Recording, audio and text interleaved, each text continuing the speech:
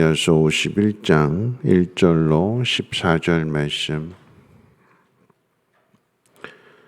여호와께서 이와 같이 말씀하시되 보라 내가 멸망시키는 자의 심령을 부추겨 바벨론을 치고 또 나를 대적하는 자 중에 있는 자를 치되 내가 타국인을 바벨론에 보내어 키질하여 그의 땅을 비게 하리니 제 날에 그를 애워싸고 치리로다. 활을 당기는 자를 향하며 갑옷을 입고 일어선 자를 향하여 쏘는 자는 그의 활을 당길 것이라. 그의 장정들을 불쌍히 여기지 말며 그의 군대를 전멸시켜라.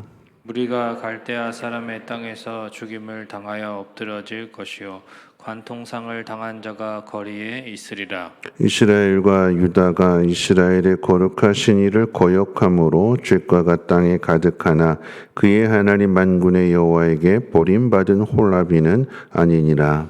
바벨론 가운데서 도망하여 나와서 각기 생명을 구원하고 그의 죄악으로 말미암아 끊어짐을 보지 말지어다. 이는 여호와의 보복의 때니 그에게 보복하시리라. 바벨론은 여호와의 손에 잡혀 있어 온 세계가 취하게 하는 금잔이라. 뭇 민족이 그 포도주를 마심으로 미쳤도다.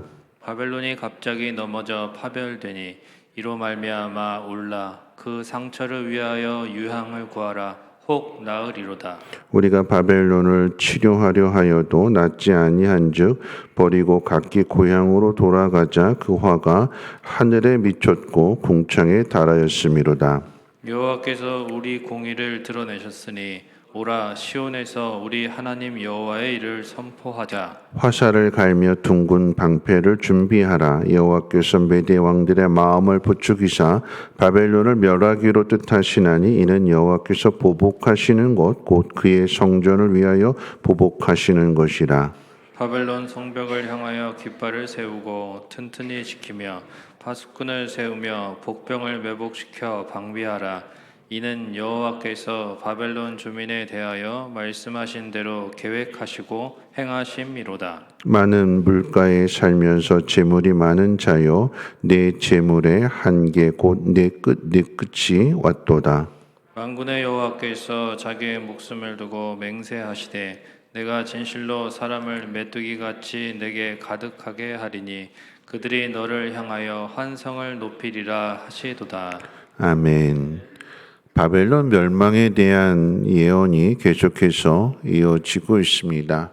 이 바벨론의 멸망은 장차 우리에게도 나타나게 될 마지막 때의 심판과도 같습니다. 그래서 가깝게는 다니엘서의 말씀을 통해서 최후의 바벨론 심판에 대해서 말씀하시고 또한 이것이 요한계시록으로 이어져서 다니엘서를 인용해서 마지막 때는 바벨론이 무너지는 것과 같다라고 하는 것을 성경이 우리에게 가르쳐주고 있습니다. 오늘 바벨론의 멸망에 대한 이야기 중에 교훈을 얻고자 하는 것은 두 가지인데 먼저 2절 말씀 가운데 보면 내가 타국인을 바벨론에 보내어 키질하여 그의 땅을 비게 하리니 제 날에 그를 애워싸고 치리로다. 하나님께서 타국인을 메데파사를 의미하게 되는데 메데파사를 바벨론에 보내어 키질을 하셔서 그 땅을 비우신다고 말씀하십니다. 여러분 키질 아시는 거잖아요. 농부가 추수를 한 뒤에 키질을 통해서 알곡과 가라지를 골라내게 됩니다. 근데 어떻게 하느냐? 흔드는 거죠. 여러분 키질은 흔드는 거예요. 어떻게 흔드느냐? 위아래로 흔들기도 하고 앞과 뒤로 흔드는 거죠. 동서남북으로 다 흔드는 거예요. 다시 말하면 땅에 기대지 못하도록 알곡이든 뭐든 이렇게 기대어 있게 되면 좀 안정되다 생각하게 될 텐데 근데 이것을 키질이라고 하는 것을 흔드는 거예요. 위아래로 흔들고 좌우로 흔들고 그래서 기대지 못하도록 공중에 띄우기도 합니다. 그래서 이런 과정들을 반복함으로 인해서 알곡은 안으로 들어오게 되고 쭉정이는 밖으로 나가 떨어지게 됩니다. 농부의 키질을 우리의 삶에 적용해 본다면 고난일 것입니다. 내 삶이 흔들리고 내 삶이 공중에 띄워지는 고난입니다. 앞서 말씀드렸던 것처럼 기대는 건데 기댈 것이 없도록 자꾸만 움직이게 하고 공중에 띄우기도 해서 그래서 전혀 기댈 것이 없는 상황 속에서의 그 상황에서 판가름이 나게 되는 거죠. 안으로 들어갈까 아니면 바깥으로 떨어져 나갈까.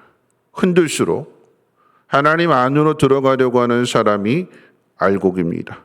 안으로 들어가는 것과 바깥으로 나가는 것의 차이는 무게중심에 있어요. 무거운 것은 안으로 들어가게 되는데 가벼운 것은 공중에 띄었을 때 바람이 불면 훅 하고 날아가 버리게 되고 그리고는 그 가라지들의 주변에 이렇게 바깥으로 나가 떨어진 가라지들의 주변에 쌓이게 될 때에 농부는 그 알곡은 곳간 아래 들이고 난 다음에 가라지는 한 곳에 다 모아서 불에 태우게 된다고 성경은 우리에게 가르쳐주고 있습니다. 여러분 신앙이 묵직해야 돼요. 무거워야 돼요. 중심이 있어야 돼요. 바람이 분다고 해서 흔들리면 안 되고 공중에 띄어진다고 해서 흔들리면 안 되는 거예요. 밑으로 내려가야 돼요. 농부의 손으로 들어가야 되고 키 안으로 들어가야 되는 신앙이 되어야 됩니다.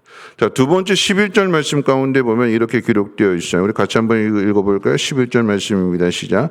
화살을 갈며 둥근 방패를 준비하라. 여호와께서 메대 왕들의 마음을 부추기사 바벨론을 멸하기로 뜻하시나니 이는 여호와께서 보복하시는 것 곧 그의 성전을 위하여 보복하시는 것이다. 여러분 하나님이 보복하신대요. 그러니까 바벨론의 심판은 하나님의 보복으로 이루어지게 되는 거예요. 왜 하나님 바벨론에 대하여 보복하시는가? 무엇을 가지고 보복하시는가라고 할 때 오늘 말씀 가운데 보니까 뭐라고 그랬어요? 성전을 위하여 보복하시는 것이다. 바벨론이 예루살렘을 무너뜨릴 때에 예루살렘 성만 무너뜨리는 것이 아니라 성전도 무너뜨렸고 불태웠고 그 안에 있는 모든 성전의 기구들을 다 약탈해 갔잖아요. 그러면서 어떤 마음을 가졌을까요? 뭐라고 말했을까요? 자신들이 믿는 신이 최고다. 그래서 이스라엘이 믿는 그 신을 우리가 지금 짓밟고 있다. 무시해도 된다. 조롱하고 비웃고 불태우고 그 안에 있는 모든 것들을 다 약탈해가고 어제도 말씀드렸지만 다니엘서에 있어서의 벨사살 왕이 자신들이 승리함으로 인해서 가져온 그 모든 전리품 가운데 성전에서 가지고 온 기구들 중에 금잔에다가 술을 따라 마시게 되는 하나님 모욕하는 거죠. 그 일에 대한 하나님의 보복이 바벨론의 멸망이 되는 것입니다. 여러분 이 하나님의 보복은 철저하게 내려지게 되는 거예요. 앞서 키질과 이 성전을 연결해서 말씀을 드린다라고 하면 여러분 우리가 어려움을 당할 때에 우리의 신앙은 교회 안으로 자꾸 들어와야 돼요. 교회를 사랑하고 교회를 지켜야 되는 거예요. 근데 자꾸만 교회 바깥으로 나가려고 하고 교회에 대해서 함부로 말한다라고 하는 것은 하나님 무시하고 하나님 멸시하는 거예요. 왜 하나님 무시하고 하나님 멸시하는 걸까요? 이 교회가 어떻게 세워졌어요? 요한복음 2장 가운데 보면 사람의 건물로 사람의 손으로 세워진 것이 아니라 그 사람의 손으로 세워진 그 건물을 주님이 허시고 뭐라고 말씀하셨어요? 내가 이 성전을 3일 만에 지을 것이다. 어떻게 지으셨어요? 예수님의 죽음과 부활을 통해서. 그래서 이 땅에 교회가 세워지게 됐어요. 교회가 무엇이냐? 하나님의 이름을 두신 것이요 말씀과 기도를 통해서 하나님의 뜻을 가르쳐 주시고 우리가 답답하고 우리가 힘들어할 때에 하나님의 이름을 의지하여서 하나님 앞에 기도하는 모든 것들을 하나님 들어주시고 응답해 주시는. 근데 그 하나님 어디 계신다고 그랬어요? 우리 안에. 우리가 성전 된다고 성경은 우리에게 분명하게 가르쳐주고 있습니다. 그런데 이런 교회를 향하여서 함부로 말하면 안 되는 거죠. 여러분 세상의 사람들은 교회에 대해서 함부로 말하잖아요. 지금 코로나 때에 어려움을 당할 때 교회에 대해서 함부로 이야기하고 하나님에 대해서 함부로 이야기하는데 여러분 그것은 하나님의 심판을 받는 일이요 하나님 보복하신다라고 말씀하죠. 무서운 일입니다. 우리 입 밖으로 이런 말 하면 안 돼요. 교회가 왜 이래? 사람이 실수하고 사람이 잘못할 수 있지만 그 교회는 하나님의 교회잖아요. 그럼 하나님이 지켜주시는 교회, 하나님 함께 하시는 교회인데 교회가 왜 이래? 우리 교회는 틀렸어? 한국 교회는 소망이 없어요. 여러분 이것처럼 교만한 말이 없어요. 하나님이 붙들고 계신 예수 그리스도의 피값을 통해서 세워주신 게 교회인데 누가 그 교회를 향해서 함부로 우리 교회는 소망이 없어, 한국 교회는 소망이 없어 이렇게 말할까? 그건 하나님께서 가장 싫어하시는 말이에요. 여러분 이것을 우리의 삶에 한번 적용해 본다면 여러분 교회가 뭐예요? 우리는 이제 건물이 교회가 아니라 모임이 교회요, 내가 교회라고 하는 말을 이야기하잖아요. 그러면 내가 교회라고 했을 때 첫째는 나에 대해서도 함부로 말하면 안 돼요. 내 안에 하나님이 계시는데 난 틀렸어, 난 안 돼, 난 못해. 왜 하나님 무시하는 거야? 하나님 업신여기는 하나님 하시겠다고 하는데 포기하지 아니하시고 하나님 우리를 부르신 것에 대하여 후회하지 않으시고 나를 통해서 하나님의 일을 이루신다. 왜 이스라엘을 망하게 하시고 바벨론의 포로로 끌려가게 하시는 걸까요? 새롭게 하시기 위해서. 청소하시는 거예요. 하나님을 의지하지 않고 하나님 사랑하지 않고 세상을 더 사랑한 것에 대하여 하나님께서 바벨론 포로 생활을 통해서 그 마음을 새롭게 하시는 거예요. 그래서 그 날이 오게 되니까 돌아오게 되는 것이고 여러분 교회를 사랑한다라고 했을 때에 우리 성민교회를 사랑하는 것 당연한 일이고 그 다음으로 나 자신을 사랑해야 돼요. 왜요? 내 안에 하나님이 계시니까. 그래서 나를 사랑함으로 인해서 하나님의 사랑을 세상 가운데 나타내야 되는 거죠. 자, 또 한 가지 뭐냐면 나도 교회이지만 여러분도 교회잖아요. 나만 교회고 다른 사람은 교회가 아닐까요? 이 성전 안에 여러분 다 교회잖아요. 근데 그 교회를 향해서 넌 틀렸어, 넌 안 돼, 넌 끝이야. 교회를 무시하는 거예요. 하나님 무시하는 거예요. 내 속에만 하나님의 영이 계시는 것이 아니라 여러분 마음 가운데도 하나님의 영이 계시고 하나님께서 그 일을 이루어 가실 것인데 우리가 함부로 단정하고 넌 틀렸어, 넌 끝이야, 넌 안 돼. 하나님이 하시는 일을 무시하는 거죠.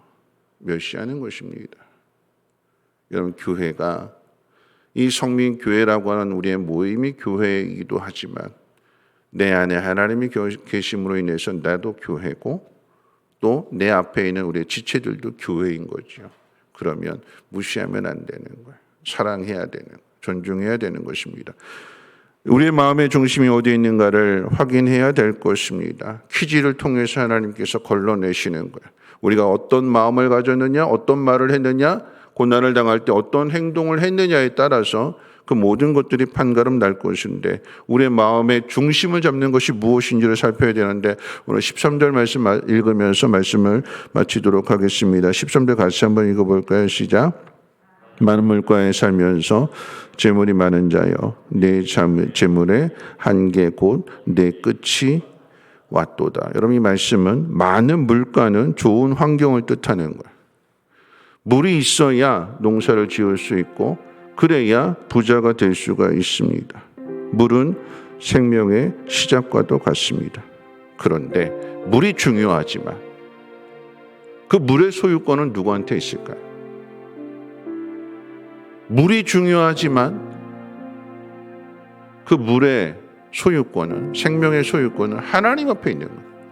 하나님께서 가물게 하시면, 물을 말려버리시면 우리의 생명은 끝나는 거예요. 근데 자꾸 우리는 물만을 생각해. 하나님을 보지 못하고. 왜요? 물이 있어야 곡식이 자라고. 곡식이 자라야 내가 부유하지, 부자가 되니까. 그런데 이것은 오늘 읽은 말씀 13절 한계가 있대. 이 땅에서만 아무리 많은 재물을 모은다 할지라도. 그럼 제가 어저께 아버지 학교 우리 기도 모임할 때 잠깐 설교를 했는데 113억 변호사 아들이 아버지 회사의 변호사 사무실에 일하면서 113억을 아버지를 속여서 탕진하면서 빚을 졌고, 그리고는 끝내 아버지를 망치로 둔기로 때려서 죽이려고 하는, 안 죽으니까 그 아버지를 끌고 가는데 아버지가 내가 신고하지 않을 테니까 나 여기서 내려다오. 아버지가 아들에게 하소연하고, 그래서 아들이 고속도로에 내려주고 아들을 도망가 버리게 되니까 신고하게 되고, 그 아들 8년형이 내려졌대요. 돈 많이 벌면 뭐 할까요? 근데 우리는 그 돈이 내 생명과도 같다고 해서 그 돈 열심히 쫓아가잖아요. 무엇이 중요할까요? 우리에게 중요한 건 뭘까요? 하나님입니다. 어려울수록 내가 가장 먼저 생각하는 것이 내 마음의 중심에 있는 것일진데, 우리는 어려울 때 어떻게든지 이 어려움을 이겨내야지, 벗어나야지, 편안하게 살아야지, 그게 아니라 어려움 속에서 하나님 뜻이 어디에 있는가, 어떻게 하면 내가 하나님의 이름을 드러낼 수 있을까, 하나님의 이름을 무시하는 것이 아니라, 그래서 어려움을 당할 때 하나님 말씀이 있는 교회 안으로 와야 되는 것이고, 말씀을 듣고 그 말씀을 붙들고 하나님 앞에 기도하게 될 때에 그 사람이 알고게 되는 것이고, 그 사람이 자신을 사랑할 뿐만 아니라 이웃들을 사랑하게 됨으로 인하여서 하나님의 나라를 이루어가는 것입니다.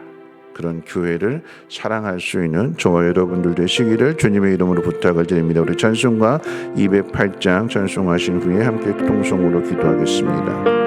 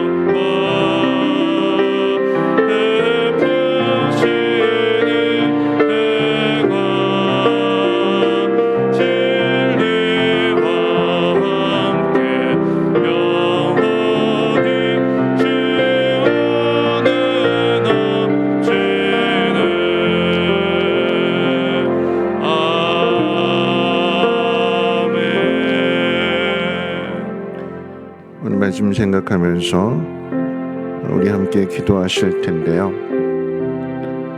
키질과 성전이라고 하는 제목으로 말씀을 전했습니다. 농부가 키질을 해서 알곡과 가라지를 구분합니다. 알곡은 자꾸 안으로 들어오고 가라지는 밖으로 나갑니다. 가벼워서 날아가게 되는 것이요, 무거우면 안으로 들어오게 됩니다. 이게 성전과 연관지어서 생각하는 거라고 그랬어요. 우리가 교회를 어떻게 생각하는가? 여러분, 이 교회는 하나님의 독생자를 주셔서 세워진 게 교회잖아요. 내가 어떻게 구원을 받았는가? 하나님의 독생자를 통해서 내가 구원을 받았다면 하나님의 눈이, 하나님의 시선이 어디를 향할까요? 교회잖아요. 저와 여러분들이잖아요. 근데 이 교회에 대해서 우리가 어떻게 함부로 판단할 수 있겠습니까? 하나님 포기하지 않으시는데, 하나님 끝까지 사랑하시는데 나를 사랑해야 될 것이고, 그러한 마음으로 내 이웃을, 내 지체를 사랑해야 될 것입니다. 하나님 그 모습을 보시고 판단하신대요. 오늘 이 새벽에 하나님 앞에 기도할 때에 하나님의 교회를 내가 사랑하게 하시고, 어려울 때일수록 더 교회 안으로 들어가게 하시고, 말씀과 기도에 집중하게 하시고, 나를 사랑할 뿐만 아니라 내 앞에 있는 우리 지체들을, 함께 그 길을 걸어가는 이 지체들을 더욱 사랑하게 해달라고 우리 동성으로 함께 기도하도록 하겠습니다. 거룩하신 하나님 감사합니다. 오늘 이 새벽에도 하나님 귀한 전으로 인도하여 주시고 하나님 말씀 듣게 해주심을 감사합니다. 하나님 어렵고 힘들 때일수록 더 교회 안으로 들어가게 하옵소서. 하나님 밖으로 나가는 것이 아니라, 하나님에게서 멀어지는 것이 아니라, 하나님 어렵고 힘들 때에 하나님 내 삶의 근간들이 무너지게 되고 기댈 수 있는 것들이 무너지게 되고 공중으로 띄워지게 될 때에 하나님 두 발을 뻗고 두 발을 내려서 아버지 하나님 땅을 디디고 살아야 되는데, 하나님 그렇지 못한 공중에 띄워지게 될 때에 하나님 나는 어디로 향하고 있는가? 하나님 밑으로 향하고 하나님 기질 안으로 들어가야 될 것입니다. 하나님 교회 안으로 들어가야 될 것입니다. 하나님 우리의 신앙을 하나님 붙들어 주시고 하나님 인도하여 주시옵소서. 성전을 사랑하는 마음이라고 했습니다. 성전을 대하는 태도라고 했습니다. 하나님 어려울 때일수록 하나님의 교회를 먼저 생각하게 하여 주시고, 그리스도의 핏값으로 세워주신 이 교회를 사랑하게 하시고 섬기게 하옵소서. 하나님 오늘날 우리가 이 땅에 이렇게 복을 받고 살아가는 것은 하나님 부모님 세대가 하나님의 성전을 가장 중요하게 생각했기 때문입니다. 하나님 몸과 마음을 바쳐서 하나님 교회를 세우는 일에 헌신하였기에 하나님 가정보다도 하나님 교회를 생각하는 그 마음으로 인하여 우리가 이 복을 받는다라고 하면, 하나님 알곡에 다시 심겨져서 또 다른 열매를 거둔 것 같이 하나님 이것이 끊어지지 않고 하나님 대대 이룰 수 있도록 우리에게 믿음의 은혜를 하나님 도와해 주시고, 어렵고 힘들 때일수록 하나님 나를 사랑하게 하시고 또한 하나님 이웃들을 사랑할 수 있게 도와주시옵소서. 하나님과 함께하는 나입니다. 아버지 하나님, 내 안에 계시는 하나님의 영을 우리가 사랑함으로써 그 뜻에 순종케 하여 주시고 우리의 마음을 정결하게 함으로 인하여서 하나님의 교회를 든든하게 세워나갈 수 있도록 하나님 은혜 베풀어 주시옵소서. 어려움을 당할지라도 하나님 사라지지 않을 것이며 무너지지 않을 것입니다. 다시 일으켜 세우실 것입니다. 하나님 성전이 불타워 없어졌는데, 그런데 믿음 있는 사람들을 통하여서 하나님은 다시금 일으켜 세워주시는 것이요, 사람의 손으로 지은 성전이 무너질 때에 독생자 예수 그리스도의 생명을 통하여서 하나님께서 친히 3일 만에 세워주시며 하나님 우리 안에 함께 거하심으로 인하여 우리를 성정되게 하시는 그 은혜를 기억하고 우리의 마음을 정결하게 하는데 힘쓸 수 있도록 하나님 도와주시옵소서.